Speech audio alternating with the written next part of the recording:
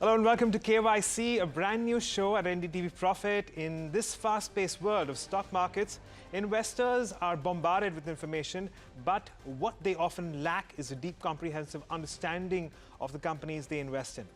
Know Your Company is a show designed to give you regular investors powerful, actionable insights into the fundamentals of a single NSE-listed company every single day. Today, we talk about NLC India. Now, this company actually, in fact, started off as a mining company. Lignite specifically, that is a strong play. But over the course of the last few years, we've started to see a little bit more contribution coming in from power generation as well. So it is, of course, a company which has a Navratna status, which means it's also PSU, and it's a major production of lignite. It also looks at generating electricity from thermal sources of energy.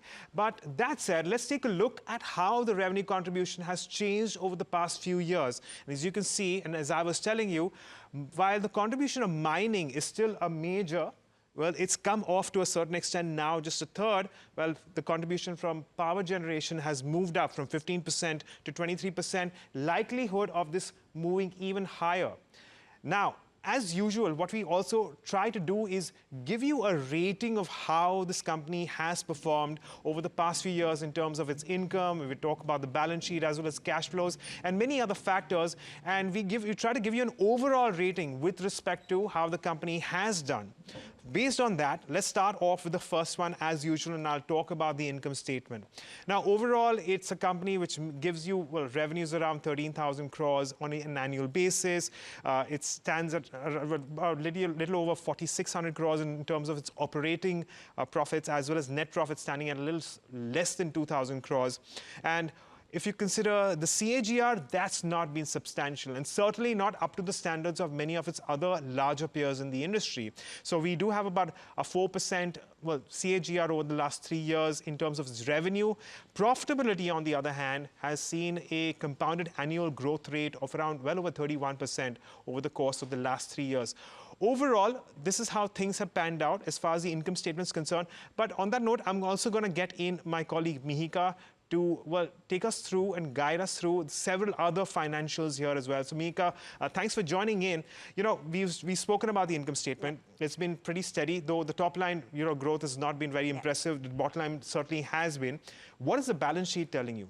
So in terms of shareholder equities, well, it stands a little over 20,000 crores, but the gross debt mark is actually higher than the shareholders' equity. It stands at over 22,500 crores, and this could be attributed to the aggressive capex plans that the company has. It's increasing its capacity, a lot of projects, coming its way, but the cash and bank balance right now, as of Q2 FY25, stands only at 943 crores. So it has been indicated that the company will have to raise money, whether it's from internal sources, from external sources, or its asset monetization plans is what we'll have to look out for from watching as we go ahead. But something that has stood out is its return ratios. That's on equity and capital. Agam, how do those look like? Right. So well, it's a thumbs up for the income statement because we've seen good profitability growth, but I would give it a neutral because of the balance sheet.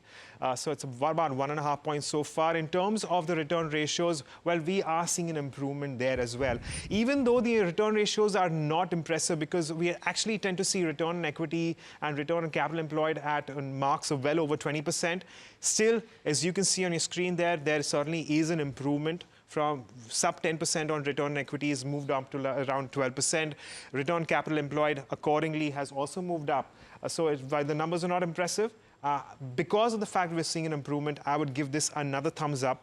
But what about cash flows, Mika? Yeah, so it's been volatile over the past few years. In 2021, it stood over 2,500 crores. 2022 is where you actually saw the jump at 6,200 crores. But 2023 saw a big dip in numbers at around 2,400 crores. But 2024 did see a recovery. And I'm talking about financial years, by the way. So, I'll give it a thumbs up as well, because while we're nowhere close close to the 2022 levels. We are seeing the recovery, and H1 performance of the company has been strong in terms of the top line, bottom line numbers, as well as the cash flows that we are seeing. So thumbs up on in regards with the cash flows of the company. Point taken, Megha. But let's also talk about the shareholding then. And the reason why we want to talk about shareholding is, firstly, we want to see how closely the company is being held. So naturally, the promoter, that is the President of India, that's the government of India, will hold the majority, that a little over 72%, and that hasn't changed in years. What has, however, changed is, well, a little bit of an increase in terms of the retail holding. That comes up at around 11.8% from around 11%. Not necessarily a bad thing, because we still have well over 89%, about 88, 89% of the company still being held by institutions and the promoters, which is why I'd give this one a thumbs up as well. But let's move on and talk about the street credentials as well, Megha. How has the stock done over the past few years, as well as what you can give us about in terms of the dividend pay? Yeah. It's a thumbs up in terms of share performance. We've seen strong growth. Now, when you talk about the 5-year share performance, it's grown at 383 times, which is a 4 times growth. And in terms of 1-year share performance, also done pretty well. It's up over 45% in the past 1 year. In terms of dividend payment, we did see some kind of contraction in dividend yield in FY24. It's 11.2% versus 14.9% in FY23, but it's still well above the historical averages, and the company will be hopefully be announcing dividends in FY25 as well. So it's a thumbs up on the dividend front as well. But in terms of street coverage, Agam, I guess that's where it lacks. It certainly does. So it doesn't have ample street coverage. We don't have as much in terms of, analyst reports, or for that matter, we don't have too much in terms of, all your updates with respect to, your conference calls. That said, if you consider the overall rating as far as NDTV Profit is concerned on the 8 parameters that we have considered, it's still about 6.5 out of 8. So that's certainly not a bad rating at all, at least as far as the company's credentials are concerned. But among the many other things, maybe the top line growth could be a concern. But I'm going to stop right there, and I'm going to talk about the SWOT analysis. So, Megha, tell us about the strengths and the weaknesses of the company. That's right. So, starting off with the strengths, first of all, it's diversified its revenue stream over the years. Now it operates across thermal, across coal, as well as lignite mining, and its venture into renewable energies. It also has a steady cash flow visibility because the company's capacities are tied up with power purchase agreements, and these power purchase agreements are long-term power purchase agreements because they usually range to 20 to 25 years. And the company is also operating on a regulated equity business model, which means that the kind of return on equity that is set for the company is already regulated by the regulator. The company also has lower fuel risk because of its mine ownership. It has lignite and coal-based mining operations, and a lot of this capacity is used for its thermal power plants. In terms of, it also has seen improving return of assets and operating cash flows in the last year, as we're seeing. It also benefits from being a government-backed company. We spoke about how it has a strong parentage in terms of the central government as well as the state government, and its plants are strategically located in terms of where their mining production stands and where their thermal plants stand, as well as renewable operations in terms of how the grid infrastructure is taking place. In terms of weakness, one, like we've mentioned, is the slower pace of revenue and EBITDA growth. It's only seen a 4 to 5% CAGR over the last 3 years. So that could be, in terms of how the plants are operating in terms of capacity utilization. They've also seen muted margin expansion, just around 30 basis points over the last 3 years. They also have a strong reliance on lignite. So while, having those captive mines is a plus, but the, cost of these lignite assets also varies because it's a commodity. And lastly, it does have complex operational challenges, whether it's in terms of project execution, equipment challenges, as well as getting labor. But in terms of, its opportunities and threats, Agam, what can we talk about this? So it's tied up to some of the strengths and weaknesses that you address as well, Megha. I'm going to talk about the capacity expansion across segments. And I've been telling you about, mining operations, but also the plans that it has in terms of power. And that perhaps can be, a big opportunity there. announcements of further projects and, of course, expansion in them as well. And that could potentially give the growth that the company so far has lacked. In terms of threats, again, it will be exposure to fluctuating fuel prices. This is always a problem with the entire sector, and NLC India is no different here. There is increasing competition from private players, especially in the renewable space, and that's a big area to keep an eye on. Land acquisition, again, becomes a little bit of a challenge considering the kind of traction that we're seeing in property prices, and of course a delay in realization of dues from discoms. That's the big one, isn't it? Because that's where we have a considerable amount of weakness, not just for companies like NLC India, but also several other larger players like something like an NTPC for that matter. But on that note, Amika, I'm just going to end by asking you very quickly about the company's capex plans, because I do believe that they have a very aggressive capex plans here. That's right, very aggressive. Their installed capacity is expected to rise 3 times by FY30. They have laid out and proposed a capex of 1.25 lakh crores until 2030. In terms of allocations, if you go to see, the thermal segment is allocated 53,000 crores, renewables is allocated 45,918 crores, while mining is allocated around 15,000. And you know, across their different portfolios, which is power, thermal, as well as renewables, they have different targets. Agam, what's the road ahead in terms of capacity expansion? Again, Amika, in terms of the road ahead, we are keeping an eye on, well, the power portfolio, which is looking at about 20 gigawatts in terms of power generation by FY30, and they're certainly looking to expand, well, the renewable capacity as well, expected to go at well over 10,000 megawatts from the current 1,400. Moving on to the thermal capacity as well, that they have plans for expansion, but I'm going to talk very quickly about mining too. That's where the mining projects worth about 53 million tons are in the pipeline. That's the big positive. And they're looking to increase the capacity, in fact, double the capacity by 2030. So that's what we have in terms of all the plans which are on the annual. But on that note, Mika, I'm going to thank you for joining me and taking us through and giving us all that insight with respect to the company going forward. But let's take this conversation forward also with Rupesh Sankhe, the Vice President of Research at Elara Capital, who actually tracks NLC India as well. Rupesh, good afternoon and thanks for joining in. Let's start off with your analysis, your view on NLC India. What's the way forward here and how are you rating this company? Yeah, good morning. Definitely, company has entered into renewable space as well as capacity addition on the thermal side. Earlier, company were facing a lot of issues in terms of land acquisition. So they had a lot of under recoveries, around 600, 700 per annum basis. Now, what we understand that there is still under recovery we are expecting for FY25 because of a modification which is happening on the thermal side. But on the lignite mining side, there is no under recovery as such. So by FY26, we can expect significant reduction in their under recoveries. And now the Ghatampur plant phase 1 is already commissioned. I think the entire capacity will get commissioned by March 25. Then Pachwara coal mine is getting commissioned in the March 25. And other than that, the renewable capacity addition, then Talibara project is close to 2.4 gigawatt. So, and given the strong regulated cash flow from their existing operational assets, I think there is the equity contribution will be significant from the existing operating cash flows. So in terms of capacity addition target from 7 gigawatt to 20 gigawatts, quite achievable.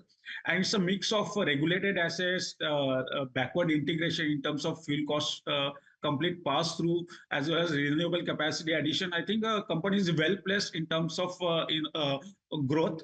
And in terms of valuation, I think it's trading at 1.7 times price to book value based on FY27 estimates. I think it's a far discount to other players in the similar business profile. So we are positive on the NLC at the current market price. And our fair value comes to around 380 rupees from the current levels. Right. And Rupesh, you know, the other aspect here is that while it does go at a discount to its peers, the question is also about its top line growth. Of course, its bottom line growth has been a function of, various other factors. Just wanted to understand as to what it can do in terms of your top line growth. And secondly, here onwards, do you think that the bulk of the revenue growth will come essentially from power generation, or will mining equally be involved in terms of the contribution to revenue going forward? See, in terms of mining, whatever they produce 24 million tons, largely it is going to their existing plants, where it is a completely pass-through kind of thing is there. Only 3 million tons they are selling in the open market. So going ahead, we expect that the contribution from the thermal asset, existing operating assets will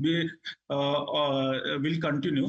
The Ghatampur will, in terms of earning growth, we are expecting from 1,700 crore currently, it will close to 2,500 crore in next 3 years, because only capacity is adding on the earning side is the Ghatampur.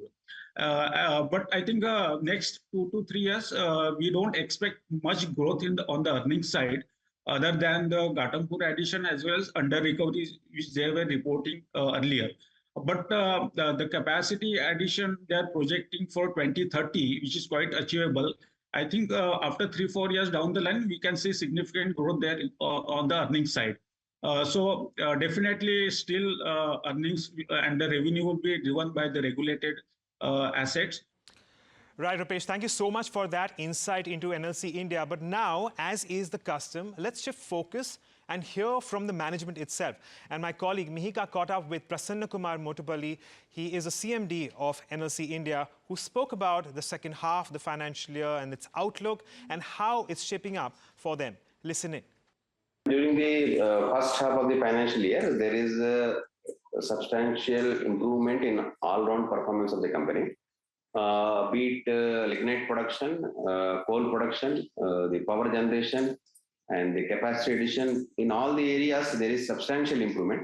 We produced 30% more coal than the last financial year, and lignite also 20% more, and power generation almost 10% more.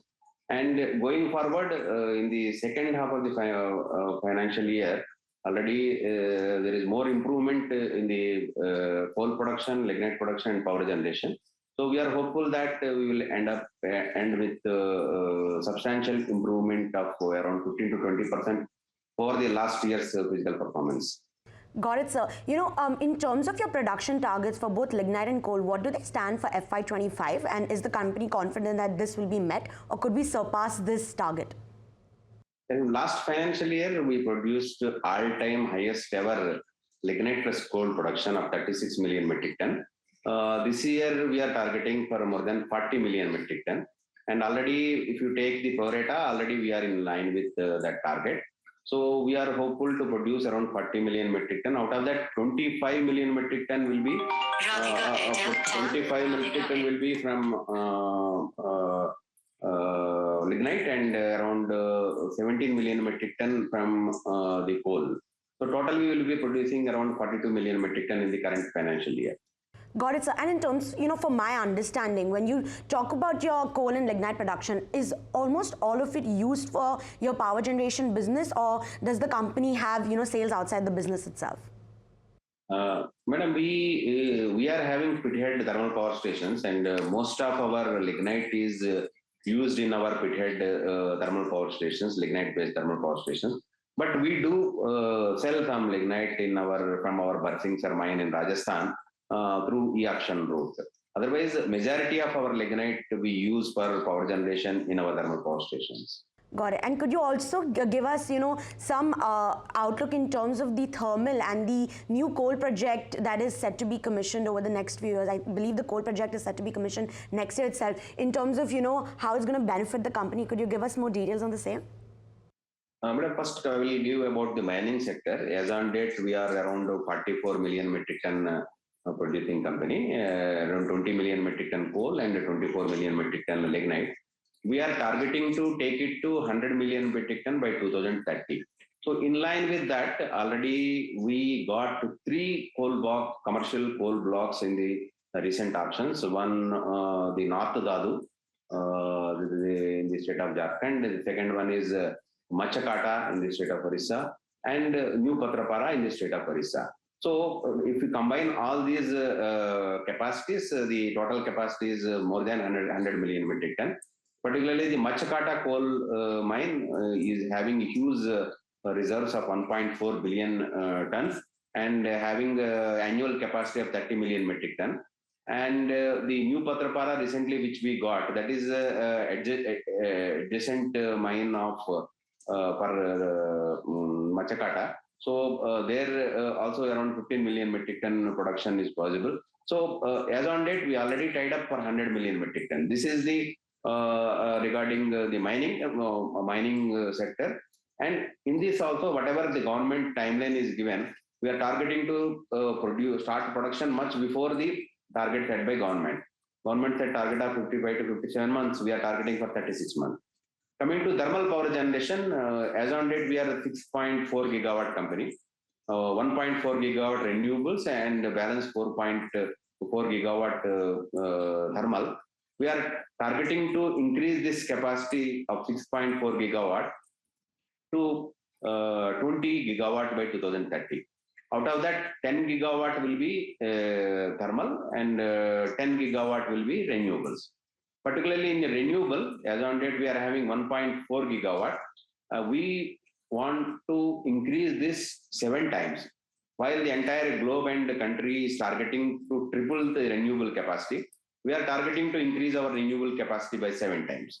So by 2030, we will be having 20 gigawatt of power generation and 100 million metric ton of coal plus lignite production.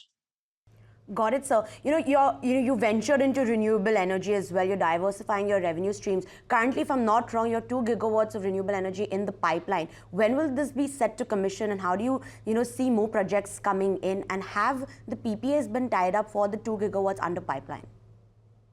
No, 1.4 gigawatt already we are having out. These 1.4 gigawatt plants are in state of Tamil Nadu. And we were the first company in the country to add 1 gigawatt renewable capacity. Taking this forward, in line with our corporate target of becoming 10 gigawatt by 2030, already many projects are in pipeline. 300 megawatt Barsingsar solar project is in advanced stage of commissioning. We are targeting to add some capacity in the current financial year and balance capacity in the first quarter of the next financial year. So by first quarter of the next financial year, we will be adding 300 megawatt and 150 megawatt solar plant that is in progress in Neyveli area. This is the first solar power plant on mine reclaimed land. We are targeting to add this capacity by February of this month. In addition to that, 600 megawatt of solar power plant in Khavda of Gujarat is in advanced stage of starting the activities, and already the power purchase agreement is tied up with the state of Gujarat. Already power usage agreement is signed, and 810 megawatt solar plant we are planning near our Barsingsar thermal power station near Pugal area, which we got in through competitive bidding process. There also our activities are in fast progress. There also government of Rajasthan is going to sign power usage agreement.